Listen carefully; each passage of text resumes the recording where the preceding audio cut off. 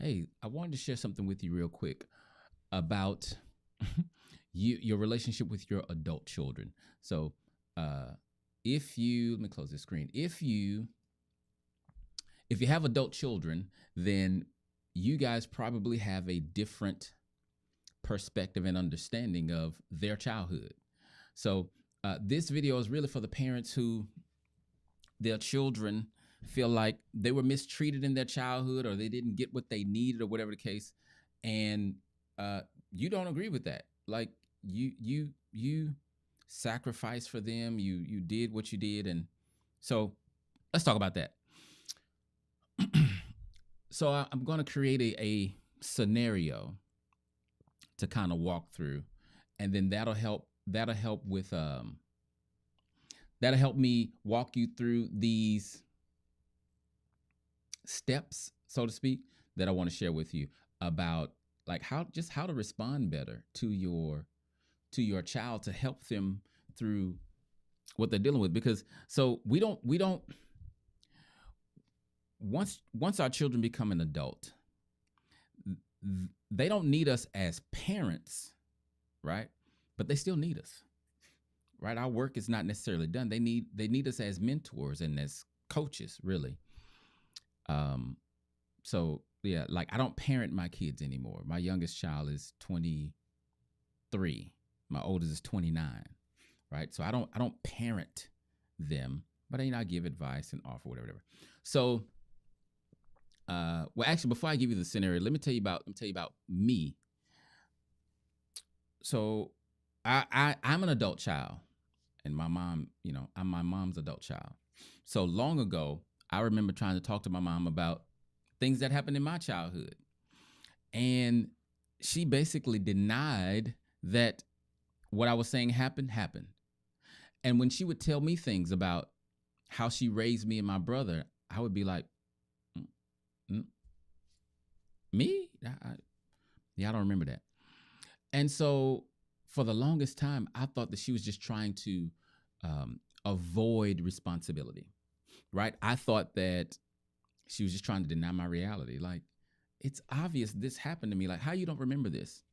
So anyway, fast forward, I'm a parent of an adult child, and my daughter, who's the oldest, she asked me to do a therapy session with her and a therapist. And so she brought up a situation where she said that I think her senior year in high school, I read her diary. Now, I don't really remember that. I don't remember reading my daughter's diary. However, so let me tell you this. So before I got to that point, there had been other times in my children's life as adults where they would bring up something that happened, not necessarily anything bad, like a joke or a story. They'd bring up something, and I would be like, "Yeah, I don't remember that." And the fact that they were so adamant that this happened, but I was so adamant that it didn't, and I didn't remember it, it helped me realize that my mother wasn't like lying about her reality. She just had a different reality than me.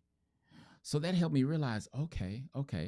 So when she said she didn't do that and that didn't happen, that's really what she believes. She's not faking. Because when it happened with my kids, I was like, I thought they was making it up. But because I had the experience I had with my mom, I realized, okay, they probably not making it up. And my kids are not those kind of kids, right? So anyway, back to the story with my daughter. So she said that I read her diary when she was a senior. I don't remember that. But here's what I told her. I said, "Sweetie, I said, I apologize for doing that." I said, "I don't remember it, but that's not cool. Like I wouldn't have I knowing what I know now, I wouldn't have done that. And so I apologize that, that was your experience." Right? I took responsibility for something that I did not remember that I did. And I kind of don't believe that I did it, but I believe that I did it because she said it. Right. So in my mind, I'm like, yeah, no, I don't think I would do something like that. But I'm thinking about me today. Right. Back then, I was just doing what all parents do, whatever I know how to do. So it's possible that could have happened. Right. But I validate her feelings. So because I don't have memory of it, I just go with her version, and I just apologize for how I handled that. Like, it was not out of ill will. I wasn't trying to hurt you.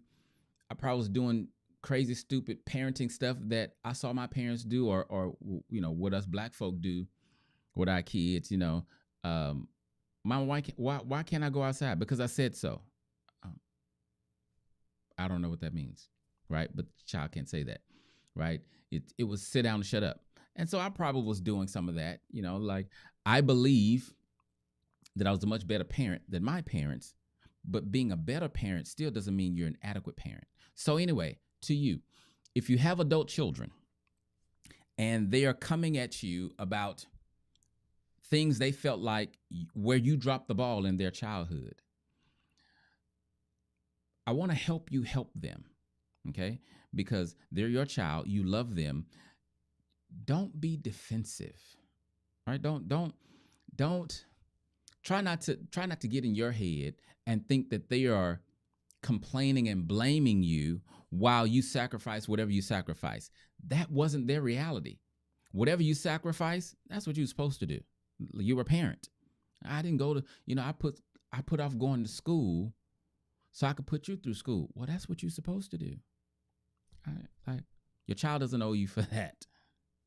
Your child doesn't owe you for one sacrifice, for one meal, your child doesn't owe you for you raising them. But at the same time, to the children that's watching, the adult children, your parents don't owe you anything either. They did what they knew how to do. At this point, it's on you to fix your life. They're not going to fix it for you. But parents, what I want you to do is have an open mind and kind of an open door policy so that your child can come talk to you about things that are bothering them. Because listen, in their childhood, you guys were living two different realities. Okay? So what they experienced, they could have misinterpreted it, they could have remembered it wrong. Whatever the case, whatever's in their head, it's harming them right now. And so when they come to you to talk about it, listen. Okay? I want you to consider how they feel, because how they feel is valid. Like, feelings aren't always accurate. Feelings don't always tell the true story, but they are real. And so whatever your child is feeling, validate their feelings. Like, don't dismiss their feelings. Okay? And then after you do that, I wrote some of this down. After you do that, realize you cannot change how they see the world. Like, you cannot change what they experienced or what they believe they experienced. Y'all can dialogue about it, but you can't really change. You can't change the past. Okay? And you also here's another reason why you want to help them. Your adult child is probably not an adult child yet. I mean, your adult child is probably not an adult yet, meaning they're probably not mature as their age says they should be. Because if they got childhood issues, there's some retardation. Let me use a different word because you guys are going to go to autism, and that's not what I'm talking about. To retard just means to, like, regress, be held back, or whatever. But there's something going on with your child where they feel like, hey, this happened to me, and if you dismiss it, you can re-injure them. Think about this. You can re-injure your child as an adult, and you didn't even know you injured them the first time, and you're injuring them not intending to, and like, you don't even know that you're doing it, because the injury is because of how their mind works. So you're not actually doing anything. However, we're human beings. That means we thrive when we are connected and when we are better together and when we help each other out. So if your child is struggling with false information, help them, not by trying to convince them that it didn't happen that way, but by validating their experience, and then asking them questions, ask clarifying questions so that you can understand. And that's the main thing.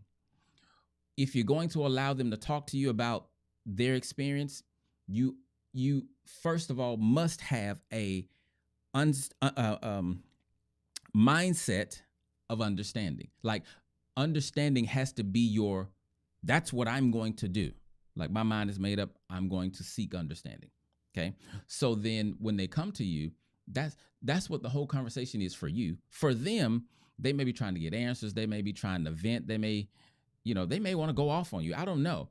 But your stance is seeking understanding. So you want to ask clarifying questions. You want to ask, well, when did this happen?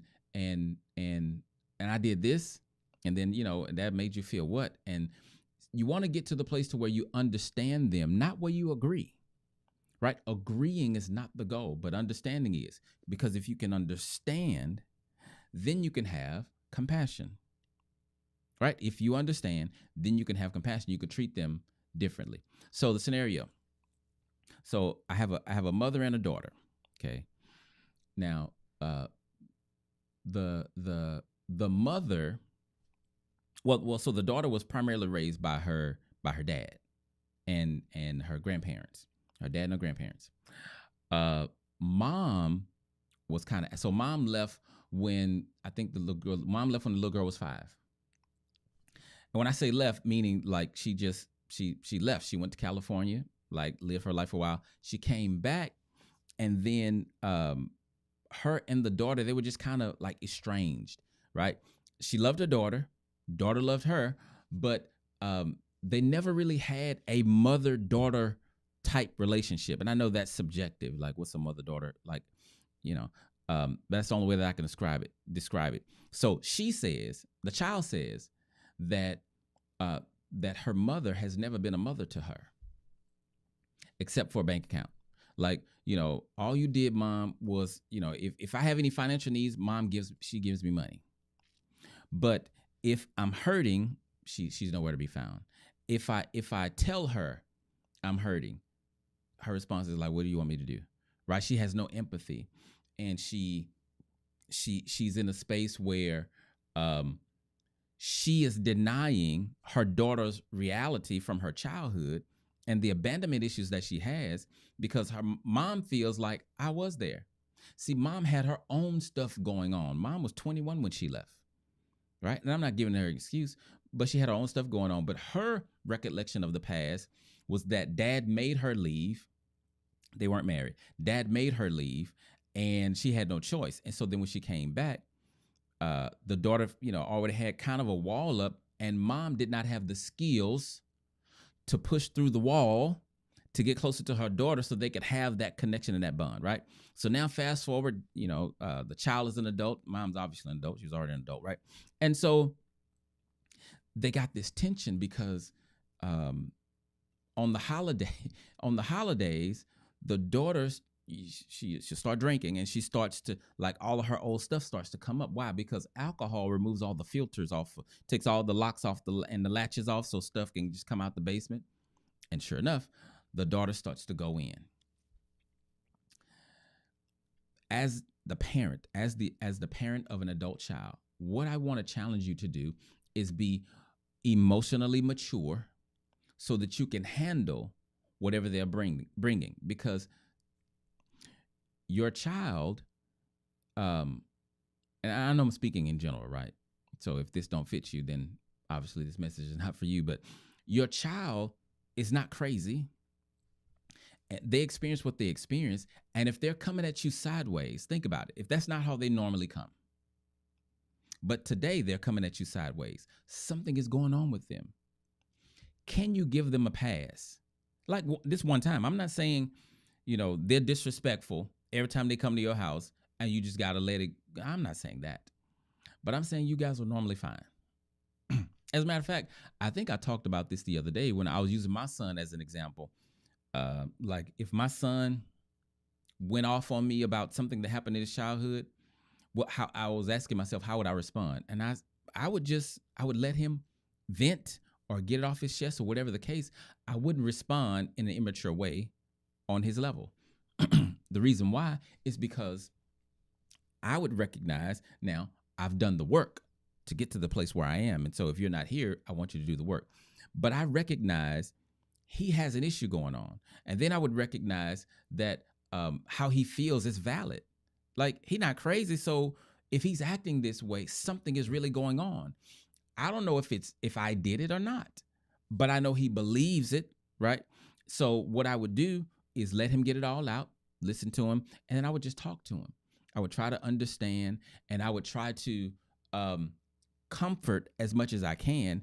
And here's something else I would do. Even if I don't agree with his version of how things went, I would offer a restorative apology.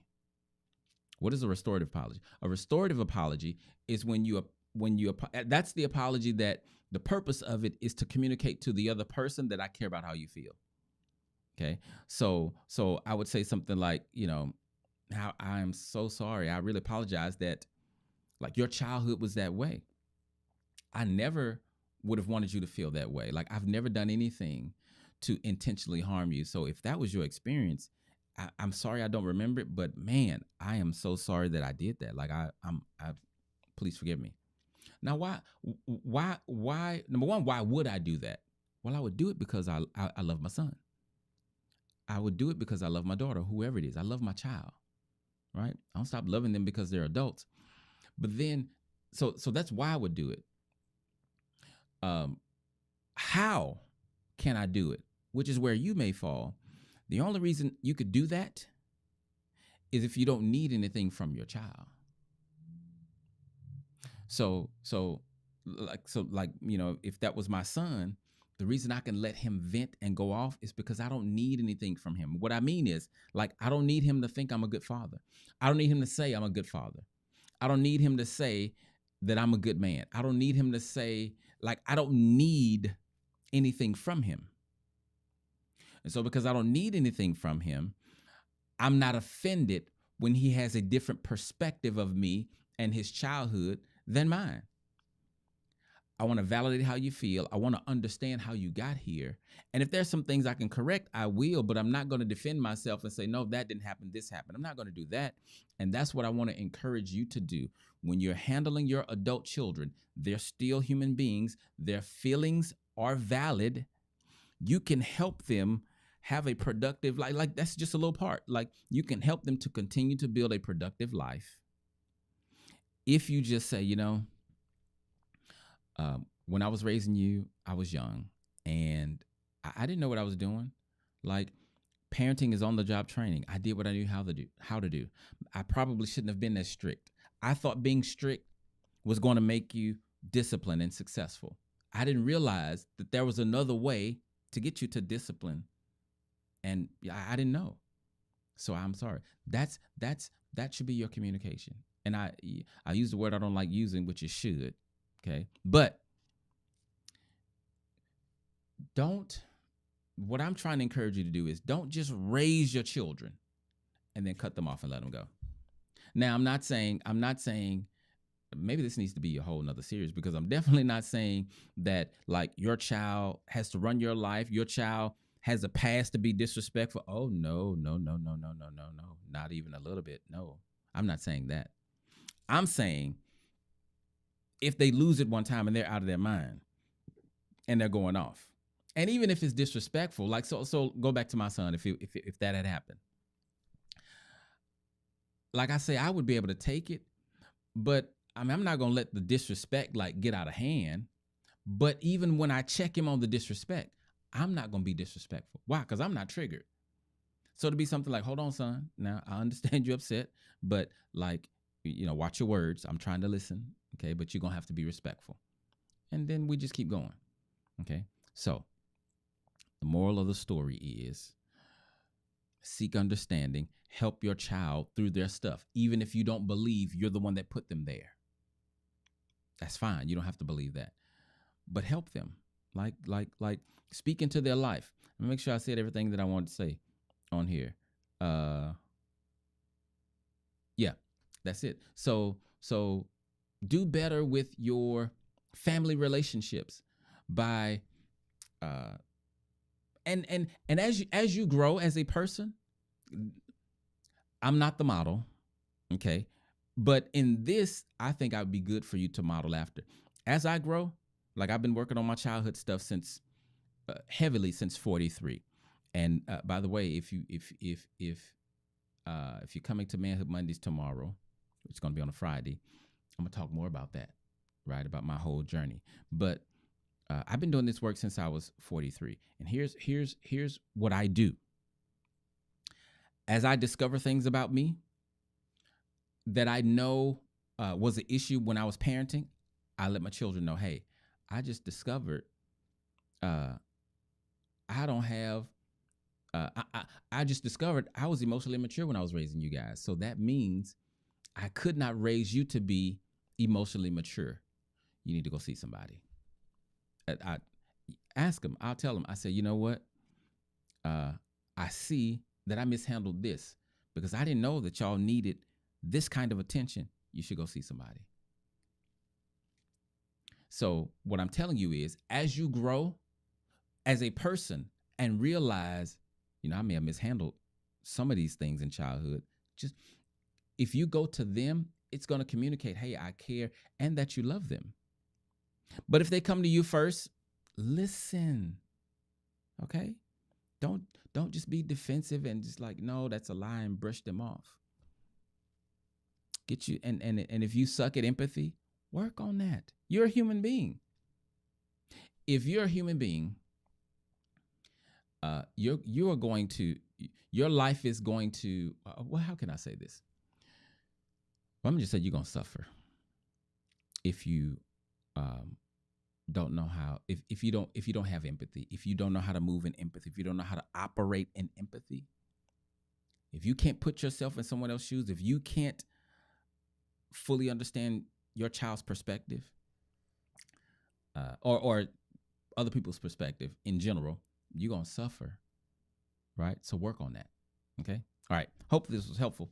That was just on my mind in the middle of the day today. So I'll see you guys tomorrow for Manhood Mondays.